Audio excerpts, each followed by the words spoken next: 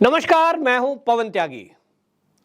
दिल्ली में केंद्र सरकार और दिल्ली की केजरीवाल सरकार, इनका टकराव इस कदर बढ़ गया कि मामला सुप्रीम कोर्ट तक पहुंचा और सुप्रीम कोर्ट ने जो केजरीवाल जी को अधिकार दिए कि ट्रांसफर पोस्टिंग आप कर सकते हैं, उसके बाद जिस तरह से दिल्ली की सरकार के जो मंत्री हैं उन्होंने दानिश अधिकारियों को, आईएएस अधिकारियों को डराना धमकाना शुरू किया, इसकी शिकायत केंद्रीय गृह मंत्रालय तक पहुंची, फिर दिल्ली के एलजी को शिकायत गई और उसके बाद केंद्र सरकार ने अध्यादेश के जरिए सुप्रीम कोर्ट का वो फैसला पलट दिया जिसमें दिल्ली की सरकार को विशेष अधिकार दिए जाने थे। अब उसको लेकर अरविंद केजरीवाल जी, जो केंद्र सरकार का अध्यादेश है, उसके मामले में राजनीति करने के लिए निकले और पूरे देश में राजनीतिक दलों को ये बता रहे हैं कि साहब केंद्र सरकार ने सुप्रीम कोर्ट का फैसला पलट दिया, ये तो न्यायपालिका के विरुद्ध है। हालांकि इस मामले में पहले भी बता चुका हूं कि सुप्रीम कोर्ट ने ही केंद्र को ये कहा था कि क्योंकि कानून नहीं है और ये हाई कोर्ट के फैसले को चुनौती दी गई है, इस मामले में हम ये व्यवस्था कर रहे हैं कि पुलिस और जमीन का मामला केंद्र देखेगा, बाकी मामले सरकार देखेगी। केंद्र सरकार चाहे तो इस पर कानून बना सकती है। कानून पहले से था नहीं, लेकिन केजरीवाल जी के अलावा जो दिल्ली में मुख्यमंत्री रहे हैं, किसी का भी इस तरह केंद्र से टकराव कभी भी देखा नहीं गया। दिल्ली पूर्ण राज्य नहीं है, यहां एलजी को अधिकार होते हैं और केजरीवाल जी से पहले भारतीय जनता पार्टी की भी सरकार यहां रही है, कांग्रेस की भी सरकार यहां रही है। इसको लेकर के अरविंद केजरीवाल जी जिस तरह से अध्यादेश को मुद्दा बना रहे हैं, जिस तरह से केंद्र को घेरने की बात कर रहे हैं कि साहब केंद्र उन्हें काम नहीं करने दे रहा है, जहां एक तरफ भारतीय जनता पार्टी के नेता केजरीवाल पर सवाल उठा रहे हैं कि केजरीवाल जी आप कह रहे हो केंद्र काम नहीं करने दे रहा, जो आपके मतलब के काम है उनको तो आप बाखूबी और जल्दी कर देते हो, जैसे कि अपना मकान, जो आपका महल बना है, जिसका खुलासा टाइम्स नाउ नवभारत ने किया है कि उसमें लगभग 51 करोड़ रुपए खर्च हुए और वो किस तरह से खर्च हुए, 8-8 लाख रुपए का तो पर्दा लगाया, ये कहीं नहीं हुआ। तो उस अपने मकान बनाने के लिए तो आपको रुकावट नहीं आई, केंद्र रोकता तो उसे भी रोकता। तो आप अपने काम कर लेते हैं, बाकी जनता के जो काम करने के हैं वो दिल्ली में दिखाई नहीं दे रहे हैं। कोई बड़ा अस्पताल आपने बनाया, भाजपा कहती है नहीं बनाया। कोई बड़ी यूनिवर्सिटी बनाने की आपने घोषणा करी थी, यूनिवर्सिटी कोई नहीं बनाई, दिल्ली में नहीं बनाई गई। कोई बड़ा पुल आपने बनाया, जो शीला दीक्षित जी के टाइम में टेंडर छूटे थे, बस वही पूरे हो रहे हैं। तो भारतीय जनता पार्टी सवाल उठा रही है। और अब आपको बता दूं, जो भारतीय जनता पार्टी के नेता हैं कपिल मिश्रा, उन्होंने केजरीवाल जी के ट्वीट को उन्होंने स्क्रीनशॉट को ट्वीट करते हुए केजरीवाल जी की बदलती हुई भाषा पर सवाल उठाया है, क्योंकि केजरीवाल जी जिस तरह से राजनीतिक दलों की पार्टी, जो विपक्षी पार्टियां हैं, उनसे संपर्क कर रहे हैं और कह रहे हैं कि साहब ये जो अध्यादेश लाया गया है इसको हमें फेल करना है, इसके विरोध में वोट करना है, और अगर हमने भारतीय जनता पार्टी का ये अध्यादेश फेल कर दिया तो फिर ये 2024 का सेमीफाइनल सिद्ध होगा और एक मैसेज जाएगा कि मोदी जी की हवा गई और ये भारतीय जनता पार्टी की सरकार जाने वाली है और अब तो हमारी सरकार आने वाली है। लेकिन शायद कांग्रेस ये केजरीवाल जी की चाल को समझ गई है। उनको ये समझ आ गया कि यदि हमने केजरीवाल जी के पीछे खड़े होकर उनके कहने से इस अध्यादेश के मुद्दे पर उनको सपोर्ट कर दिया तो केजरीवाल जी जो मैसेज देना चाहते हैं वो तो यही देना चाहते हैं कि 2024 का प्रधानमंत्री चेहरा अगर इस देश में कोई है वो तो केजरीवाल है, क्योंकि वो कई बार डिग्री पर सवाल उठा चुके हैं। कई बार मोदी जो कि एमए पास है उनको कह चुके हैं वो तो अनपढ़ है। तो जब उनके लिए एमए पढ़ा हुआ अनपढ़ है तो राहुल गांधी की डिग्री को भी कल को वो पूछेंगे, जब चुनाव आएंगे तो राहुल गांधी की डिग्री पर सवाल उठाएंगे, उनकी योग्यता पर सवाल उठाएंगे, उनका मजाक बनाते हैं, और बाकी नेताओं की तो फिर बात ही क्या है। तो इस तरह से ये कांग्रेस समझ गई कि ये हमारा उपयोग करके और अपना उल्लू सीधा करेंगे, जैसे कि कई राज्यों के चुनाव में हुआ भी है। तो उनको लग रहा है कि अपनी तरक्की करते जा रहे हैं और हमारा यूज करते जा रहे हैं, और इसलिए कांग्रेस ने इस अध्यादेश वाले मैटर पर केजरीवाल से किनारा कर लिया साफ साफ।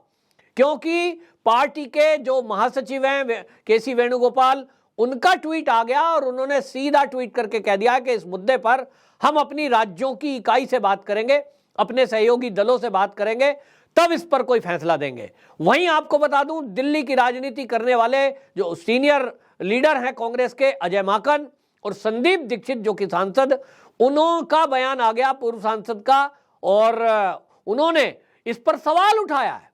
वहीं कांग्रेस के प्रवक्ता हैं पवन खेड़ा, उन्होंने बाकायदा केजरीवाल से सवाल पूछा है कि भैया आपको वो अधिकार क्यों चाहिए जो अधिकार आज तक दिल्ली में किसी भी मुख्यमंत्री को नहीं मिले।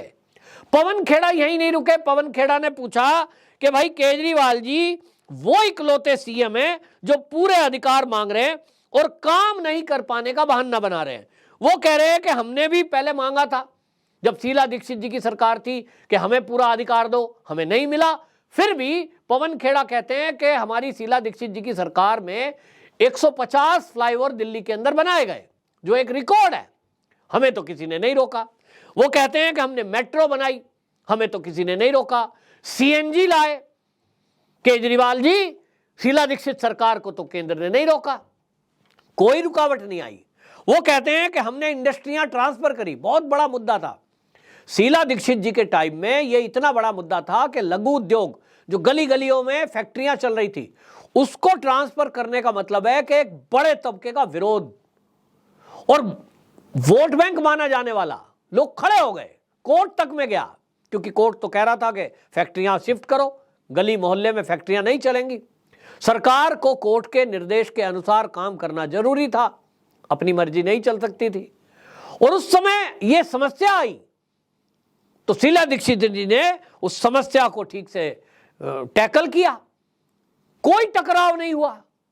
लेकिन आज केजरीवाल जी ये कह रहे हैं कि साहब हमें काम नहीं करने दिया जा रहा, हमें पूर्ण अधिकार चाहिए, हमें आईएएस आईपीएस का ट्रांसफर का अधिकार चाहिए। तो दिया, सुप्रीम कोर्ट ने दिया, तो 2 दिन के अंदर असली जो रूप है आम आदमी पार्टी का वो निकल करके सामने आ गया। सौरभ भारद्वाज दिल्ली में मंत्री हैं और वो किसी आईएएस अधिकारी को, सचिव लेवल के अधिकारी को ये कहें कि मैं तेरी जिंदगी बर्बाद कर दूंगा, ये तो गुंडाई भाषा है। कोई आईएएस अधिकारी को ऐसे कैसे कह सकता है? इसको लेकर के महिला आईएएस अधिकारी ने कंप्लेंट की है, मुख्य सचिव सेवा ने कंप्लेंट की है, दानिश अधिकारी ने शिकायत की है, और वो सब कह रहे हैं कि साहब हमें तो डराया धमकाया जा रहा है। यहां तक कि सतर्कता सचिव जो हैं उनके कार्यालय से फाइलें चोरी हो गई। जो शराब घोटाला और शीश महल घोटाला जिसमें केजरीवाल जी का मकान बना है, उसकी फाइलें हैं। वो कहते हैं उस फाइलों को लेने के लिए कोई आदमी घुसा है, वो तो सीसीटीवी फुटेज है, क्योंकि भाई वो इंटेलिजेंस के सचिव है, उनको मोबाइल में एक्सेस था और घर बैठे देख रहे थे वो क्या हो रहा है कार्यालय में, किसके कहने पे हो रहा है। जब इस तरह के गंभीर मामले हैं तो अब इनको लग गया कि जब कांग्रेस ने किनारा कर लिया तो समझ लीजिए केजरीवाल की तो हवा निकल चुकी है। वो जिन लोगों से मिल रहे हैं, शरद पवार जी से मिले, उद्धव ठाकरे से मिले, नीतीश कुमार से मिले, तेजस्वी यादव से मिले, अब उनको लेकर भी सोशल मीडिया में एक वीडियो वायरल हो रहा है। केजरीवाल जी का भी वीडियो है और उनके जो सांसद है आम आदमी पार्टी के संजय सिंह, उनका वीडियो वायरल हो रहा है, जिसमें संजय सिंह ये गिना रहे हैं कि देखिए परिवारवादी पार्टियों के कारण देश बर्बाद हो गया। ये उद्धव ठाकरे जो एक परिवारवादी पार्टी है, ये एनसीपी के शरद पवार ये एक परिवारवादी पार्टी है, उनकी बेटी का नाम ले रहे हैं, सुप्रिया सुले है, आगे ये है, लालू है, उनका बेटा तेजस्वी है, इसी तरह मुलायम सिंह है, उनका बेटा अखिलेश है। और इस तरह से वो परिवारवादी पार्टियों पर प्रहार कर रहे हैं, वो पूरा भाषण दे रहे हैं। वो वीडियो पड़ा हुआ है पब्लिक डोमेन में, आप भी सुनेंगे तो जानेंगे। तो जिनको ये कल गालियां दे रहे थे, आज उनसे गलभैया कर रहे हैं, उनसे सपोर्ट मांग रहे हैं और वो सपोर्ट दे भी रहे हैं। जिस राहुल गांधी को इन्होंने गालियां दी कि परिवारवादी है, पहले इंदिरा गांधी, फिर राहुल गांधी, फिर ये अब आ गए सोनिया गांधी, ये सब परिवारवादी पार्टी है। तो शायद कांग्रेसियों को समझ आ गई कि भाई ये कल हमें गाली देता था, आज हमसे सपोर्ट मांग रहा है और सीधे आने की हिम्मत नहीं है।